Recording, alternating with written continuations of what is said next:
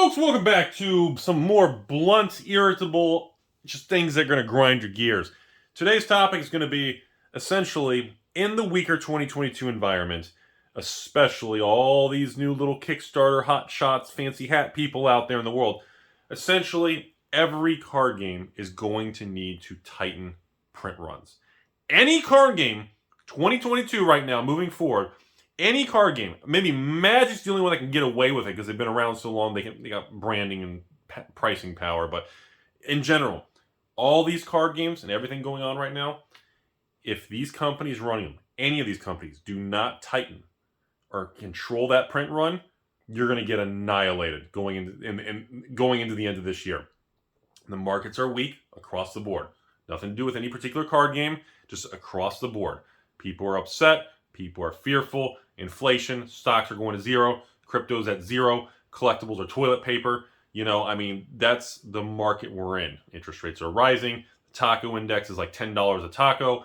Real estate seems to be kind of flat now. It doesn't seem to be going up as much anymore, at least in Florida. I know other parts of the country have been declining for a while, but Florida's a special animal, interest rates being up so much and mortgage rates. But I just want to be on record. The newer the card game, the more critical it is going to be that the print runs need to be tightly controlled.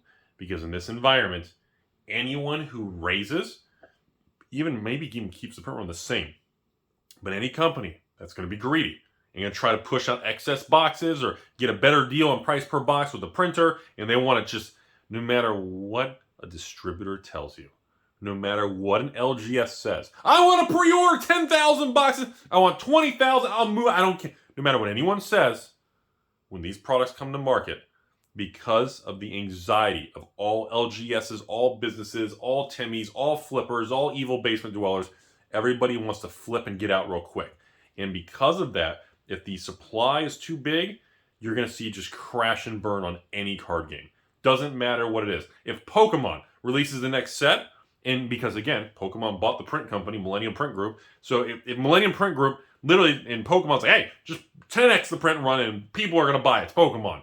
If they do that, you think Battle Styles and Crimson, or actually, Chilling Reign, actually, somebody told me Chilling Reign's over $100 on TCG Player. I got to check that after this video. I just want to be on record. Anyone who's running a store, anyone who's running a business, anyone who's running one of these card games, Magic, Pokemon, Weiss, Force of Will, even Dragon Ball Supers, Yu-Gi-Ohs, MetaZoos, Flesh and Bloods, and all of the newer little card games. If print runs, you better, and I know nobody wants to hear this, because when you run your business, if you reduce a print run, let's say your print runs, 50,000 boxes. If you cut your print run to 40,000, on paper or like internally or board of directors, everyone says, oh man, are we not doing good? We had a reduced print run? No.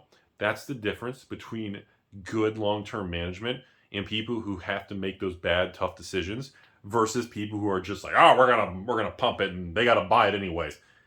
Because the collateral damage spills through to future sets. If you release a product and on day one or release day plus a week and that price collapses, that spills through and affects pre-orders and people's attitude towards their future sets. Either way, sure, you may push a few extra products out, a few extra boxes, print a little bit more, make some money now, but I guarantee you the next few sets, because people are going to remember, the stores adjust the print runs, either or their pre-orders, so which is going to impact you one way or the other.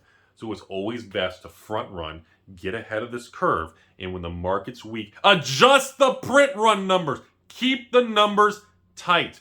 So what if that means you got to make your first print run reduction ever? Do you know how many times Wizards of the Coast has released a product from 93 to 2022 and they've upped the print run, down the print run, cut the print? Dude, 2001 through 2005, Wizards had lower print runs in that era than many sets before it, because Magic was dead, remember?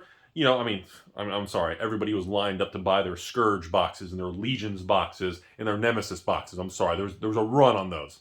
Said nobody ever. I'm just saying it's a weird thing because companies internally don't like the concept of printing less of a next product because they feel like they're going backwards and the player base is growing. All that crazy shit. I just wanted to get it out there because LGS owners watch this channel. I know card company and business owners and MetaZoos and Flesh and Bloods and a lot of people and a lot of these, even Wizards employees, I know for a fact a lot of these companies watch all the videos, and especially videos like this. And I just want to be on record, no matter who you are or which company, if you're at Papa Hasbro's Big Ivory Tower or you're at the little basement area with Rudy, understand, reducing print runs, whoever you are, is not a bad thing. It doesn't reflect a shrinking player base or a growing player base. It doesn't mean anything to do with that. You're making a decision based on macroeconomic conditions. And I'm telling you right now, I see it already. I see it even in Magic. I see it on just normal orders or any sales I run. Usually the same amount of patrons and customers and people locally and online in the basement are buying the same amount of they're placing the same amount of orders, but the order size is usually smaller. That's usually a good indicator that they still want to buy the product, but they're just concerned about spending and costs of living and inflation. I wanted to get this out there because, again, Astral Radiance was a good example of Pokemon. The printer rose heavy, but it wasn't through the roof. And moving forward, especially later this year, Pokemon's going to have the ability to really increase print runs because they own Millennium, they bought or partnered or whatever it is with the printer. Same thing with Wizards. If Double Masters is overprinted, at the beginning, you're going to see a bloodbath. Now, long term, obviously, it usually flushes out and collateral damage. Eventually, the smoke clears and it's okay. Now, the newer the card game, if you're a Kickstarter card game and your supply is too much because your player base is growing 10x, I got to keep up the Discord members. I'm up 10 million members a day and whatever you want to justify it with. Print runs are a critical thing. I mean, even the world of Magic. Look back at Return to Ravnica Gatecrash. That was the first time Wizards did printed demand. If they had tightened that, look at the difference it would have been. And so I just want to get that out there. That's all I have to say today. It'll be interesting to see the people's reaction in the comment section. But just everybody understand, because prices go up a lot or go down a lot is not a direct reflection of the quality of how good or bad a product is when you're in a bear market like this. So context matters. You need to understand the whole ecosystem. And that's where we're at right now. Giggity. Have a great day. Giggity again. Giggity.